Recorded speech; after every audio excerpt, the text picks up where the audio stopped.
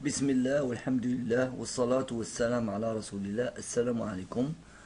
Bonjour les élèves, la leçon d'aujourd'hui, les lois de la réaction chimique.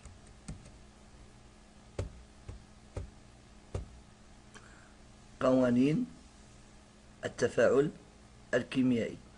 Premièrement, conservation de la masse lors d'une transformation chimique. أولا انحفاظ الكتلة أثناء التحول الكيميائي. Premièrement, loi de conservation de masse. أولا انحفاظ أو قانون انحفاظ الكتلة. Expérience Fe plus S donne FeS. Le fer plus le soufre donne le sulfure de fer. On prend une masse de fer, كتلة من الحديد, et une masse de soufre, كتلة من الكبريت. On brûle le mélange, نحرق الخليط. On obtient le sulfure de fer. نحصل على كبريتور الحديد.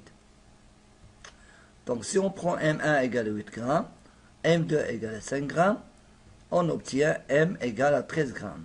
إذا أخذنا 8 غرام من الحديد و5 غرام من الكبريت نحصل على 13 غرام من كبريتور الحديد.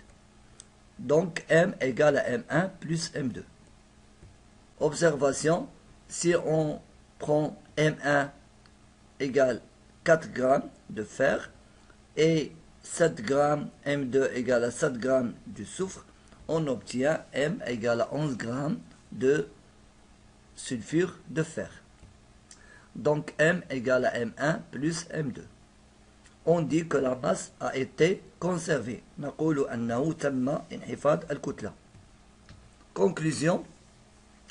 Au cours d'une réaction chimique, la masse se conserve, c'est-à-dire que la somme des masses des réactifs est égale à la somme des masses des produits. أثناء التفاعل الكيميائي الكتلة تنخفض لأن مجموع الكتل للأجسام المتفاعلة تساوي مجموع الكتل للأجسام الناتجة. Si on prend la réaction A plus B donne C plus D, on aura M1 plus M2 égale à M3 plus M4. إذا كان لدينا التفاعل الكيميائي المكون من عنصرين في الأجسام المتفاعلة A plus B ونحصل على أجسام نواتج les produits C plus D, إذن M1 أي كتلة الجسم A plus M2 تساوي M3 plus M4. Deuxièmement, les molécules et atomes sont-ils conservés au cours d'une transformation chimique؟ هل الجزيئات والذرات تنحفظ أثناء التحول الكيميائي؟ Loi de conservation des atomes en genre. Combustion du carbone dans le dioxygène. Donc on a un atome de carbone, c'est-à-dire on a le type donné réactif, on a le carbone, et dans les produits on a le carbone. De même, dans les réactifs on a l'oxygène, un atome d'oxygène, et dans les produits on a l'atome d'oxygène. Donc il y a conservation des atomes au cours d'une réaction chimique. نلاحظ أن في الأجسام المتفاعلة هناك ذرة الكربون، وكذلك وفي النواتج نجد أيضا ذرة الكربون. إذن هناك انحفاظ نوع الذرات. النوع وهو ذرة الكربون نجدها في الأجسام المتفاعلة وفي النواتج. De même, un atome d'oxygène, on le trouve dans les réactifs, on trouve aussi dans les produits. Donc, l'atome d'oxygène qui est dans le réactif existe dans les réactifs et dans le produit. Donc, il y a conservation d'atomes d'oxygène. Mais les molécules ne sont pas conservées. Pourquoi? Parce qu'on a le dioxygène dans les réactifs, on ne trouve pas le dioxygène dans les produits.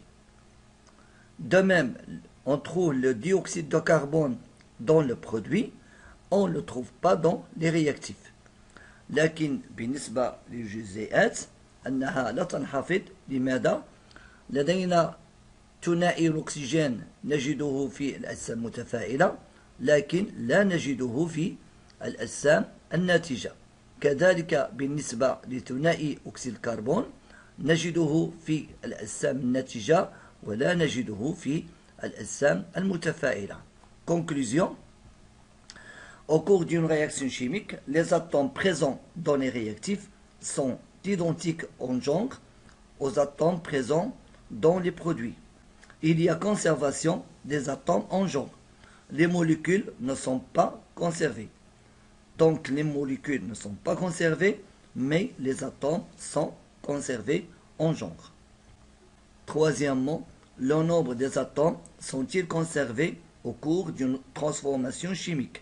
هل عدد الذرات تنحفظ أثناء التفاعل الكيميائي؟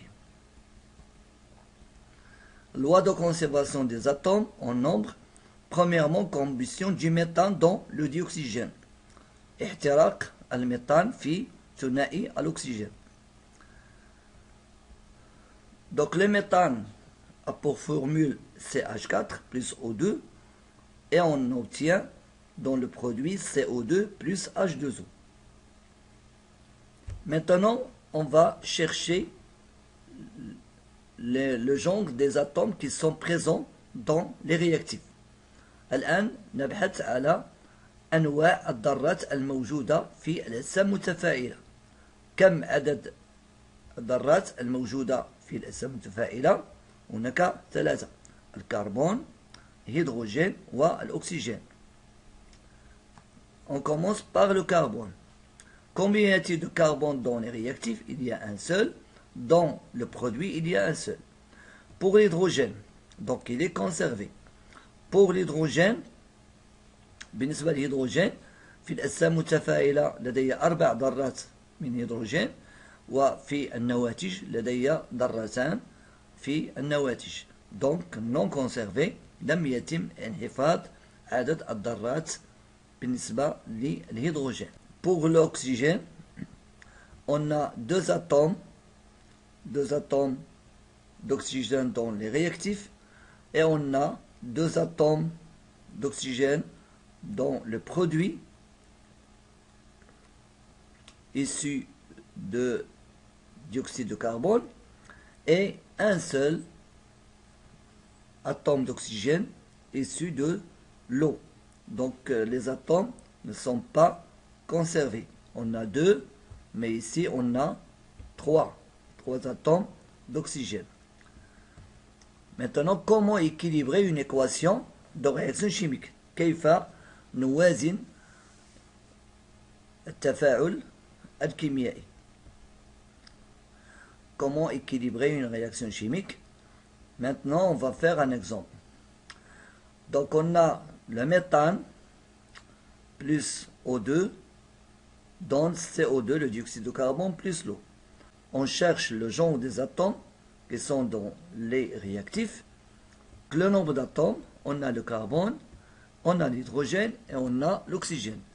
Donc pour le carbone, on a un seul atome de carbone dans les réactifs. Dans le produit, on a aussi un atome de carbone. Pour l'hydrogène, on a 4 atomes d'hydrogène et dans le produit, on a 2. Donc il faut équilibrer cette équation. Donc on a 4 et 2. Donc quel est le nombre qu'on multiplie par 2 et on obtient 4?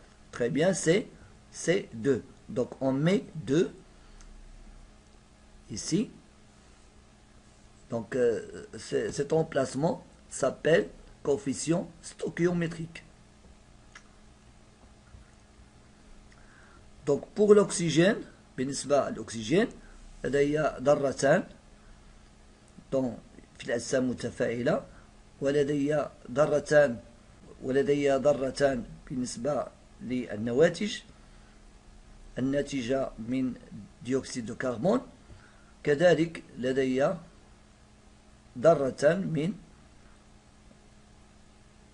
الأكسجين.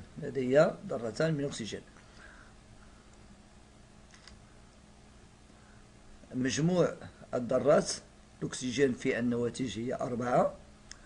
ما هو الرقم التي يجب ضربه في 2 نحصل على رقم 4؟ إذن هو 2.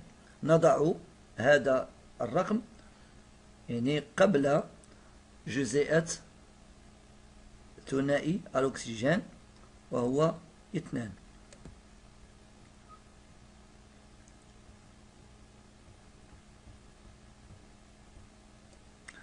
الكوفيسيون ستوكيومتريك، هذا الرقم يسمى كوفيسيون ستوكيومتريك.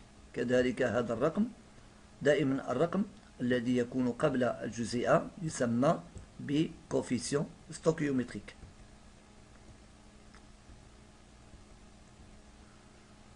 Donc bilan,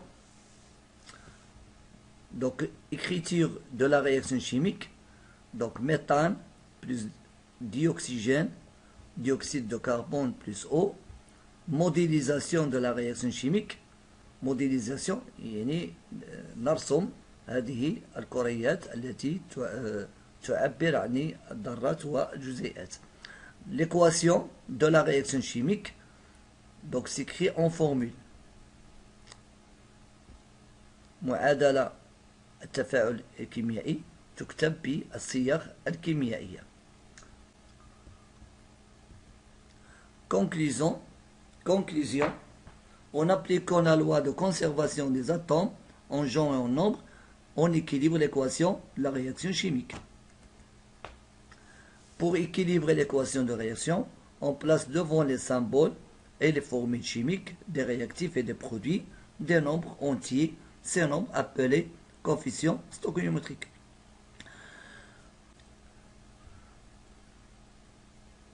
Alors préparez un stylo et un cahier pour répondre aux 10 questions concernant ce cours. Alors on commence.